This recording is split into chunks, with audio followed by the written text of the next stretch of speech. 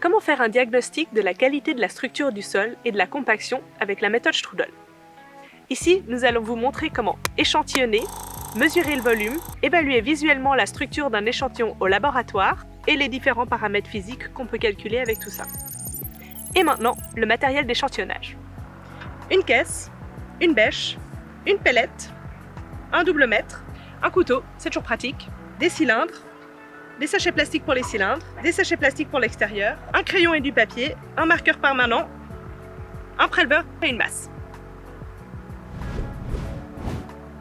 Là, j'aimerais prélever de 5 à 10 cm, donc je vais décaper les 5 premiers centimètres du sol pour faire le prélèvement. Je vais mettre le sachet dedans. C'est bien qu'il dépasse un petit peu, comme ça on peut le retirer une fois qu'on a prélevé. Je vais enfoncer dans le préleveur. Et maintenant, je visse le préleveur.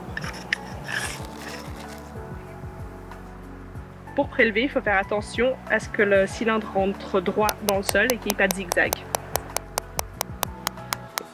Donc si on veut prendre plusieurs échantillons, il vaut mieux les enfoncer tous dans le sol et les extraire ensuite parce que l'extraction d'un échantillonneur peut détruire un peu la structure. Évidemment, on peut aussi prendre un échantillon à l'intérieur d'un profil de sol. Pour extraire notre préleveur, il y a deux façons. Donc soit on découpe avec le couteau jusqu'en bas, ou alors on le fait à la main et il faut faire attention à pousser l'échantillon vers le fond pour que vraiment ça se casse. Donc pour sortir l'échantillon, avec la paume de la main, on peut appuyer sur ce côté-là et puis tirer les sachets plastiques pour ne pas abîmer l'échantillon. Voilà. Alors on peut entortiller le sachet plastique, mettre une étiquette et l'emballer dans un deuxième sachet plastique, ce qui permet de garder la teneur en eau au moment du prélèvement et donc d'empêcher l'échantillon de sécher. Alors si on a peu de matériel, on peut utiliser simplement une bêche et un couteau pour prélever un échantillon non remanié, simplement en prélevant une motte. J'enlève les 4 à 5 premiers centimètres. Donc la motte devrait juste être un petit peu plus grande que ce qu'on a l'intention de mesurer, puisque de toute façon on peut la recouper après au laboratoire. Durant le transport, il faut aussi faire attention à la structure des échantillons. Donc soit on tapisse une caisse avec du papier bulle, ou carrément des grumeaux de sol au fond d'une caisse. On dépose les échantillons dans la caisse et on repart. Quand les échantillons arrivent au labo, il faut les préparer, c'est-à-dire les couper, pour qu'il y ait une surface plane qui permette d'équilibrer l'échantillon sur un bac à succion. Les échantillons doivent être équilibrés à un potentiel matriciel de moins 100 hectopascales. Donc le plus simple, c'est de commencer à les humecter à moins 10 et ensuite, après une semaine d'humectation, de les mettre à désorber pendant environ une semaine aussi à moins 100 hectopascales. Une fois que les échantillons sont équilibrés à moins 100 hectopascales, il faut les peser et mesurer leur volume. On va mesurer le volume avec la méthode de la poche plastique. Alors il nous faut une balance, de quoi stabiliser l'échantillon, un seau d'eau, une pompe à vide, des sachets plastiques, de quoi fermer hermétiquement le sachet plastique, un ciseau, une règle, un chiffon, parce que c'est toujours pratique, et de quoi écrire. Il faut introduire l'échantillon dans un sachet plastique et fermer hermétiquement autour d'un tuyau qui va permettre de faire le vide. Alors on applique une pression différentielle de moins 400 hectopascales pour créer le vide. Pour connaître le volume de l'échantillon, on va utiliser le principe d'Archimède et mesurer la masse de volume d'eau déplacée par l'échantillon. Et maintenant on coupe le sac plastique et on mesure la quantité qui a été immergée dans l'eau. Un échantillon doit être mesuré au moins 2 fois pour être sûr de la mesure et il faut qu'il y ait au maximum 1 cm3 de différence entre les deux mesures.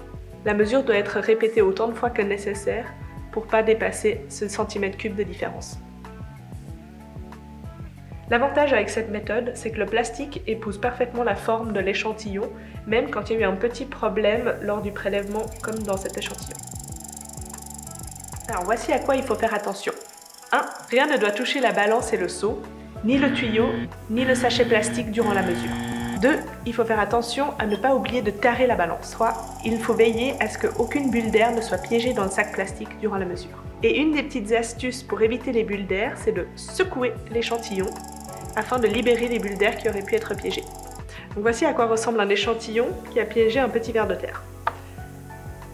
Si on mesure et on évalue la structure de cet échantillon, ça ne va pas être la structure du sol au champ, mais la structure telle que créée par un petit ver de terre qui tourne en rond pendant un mois dans 150 cm3. Le Corvès permet d'évaluer la qualité de la structure d'un échantillon dans des conditions de laboratoire. Comme pour le vest de terrain, on va utiliser une charte illustrée avec des notes de 1 à 5. Une note de 1, c'est super, et une note de 5, c'est une mauvaise note. Par rapport au vest de terrain, ça va bien sûr prendre plus de temps, mais avec deux avantages. Numéro 1, un équilibrage à un potentiel matriciel de moins 100 hectopascales, ce qui permet de les rendre plus comparables. Et numéro 2, l'anonymat de l'échantillon qui permet de sortir de tout contexte et ainsi être un peu moins subjectif. Maintenant, on va observer trois critères: la forme des agrégats, la porosité et la difficulté à casser. Pour limiter la subjectivité, c'est bien de faire l'évaluation à deux. Après l'évaluation au Corvès, il peut être utile d'émietter l'échantillon pour faciliter le tamisage. La teneur en eau et la teneur en air seront rapportées à la masse sèche. C'est pourquoi il faut sécher l'échantillon à 105 degrés et cette masse, il faudra également la mesurer. Comme on doit enlever le volume et la masse des cailloux, il faut tamiser. Ça permettra également de garder la terre fine pour d'autres analyses. Ça, c'était la partie labo. On a la masse à 100 hectopascales, le volume à 100 hectopascales, la masse séchée à 105 degrés. Tout ça doit être rapporté à la terre fine, donc on va pouvoir enlever le volume et la masse des cailloux. Donc la masse de l'échantillon à 100 hectopascales, c'est la masse qu'on a mesurée moins la masse des cailloux. La masse sèche, c'est la masse à 105 qu'on a mesurée moins la masse des cailloux. Alors, avec ça, on va pouvoir calculer la teneur en eau à moins 100 hectopascales, qui est la masse à 100 moins la masse sèche. Comme c'est la teneur en eau gravimétrique, on divise le tout par la masse sèche et ça nous donne des grammes d'eau par gramme de sol sec. On peut aussi mesurer le volume spécifique à moins 100 hectopascales. C'est simplement le volume mesuré à la poche plastique, moins le volume des cailloux, le tout divisé par la masse sèche, et on se retrouve donc avec des centimètres cubes par gramme de sol sec. Et pour la densité, il suffit de faire l'inverse du volume, et on se retrouve donc avec des grammes par centimètre cube.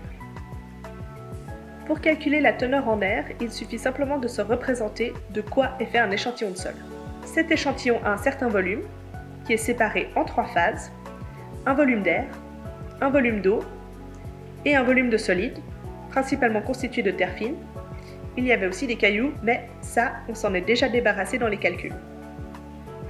Pour calculer la teneur en air gravimétrique, on fait le volume spécifique, moins la teneur en eau, moins le volume spécifique des solides, qui est simplement 1 sur la densité réelle des particules, généralement estimée à 2,65 grammes par centimètre cube. Et on se retrouve donc avec des centimètres cubes d'air par gramme de sol sec. Ces quatre paramètres permettent une bonne caractérisation de la qualité de la structure. Pour distinguer une bonne structure d'une mauvaise structure, il existe même des valeurs seuil qui ont été développées, en particulier pour la teneur en air gravimétrique. Maintenant que vous savez faire un diagnostic précis de la structure du sol, il ne vous reste plus qu'à regarder la vidéo de son évaluation sur le terrain.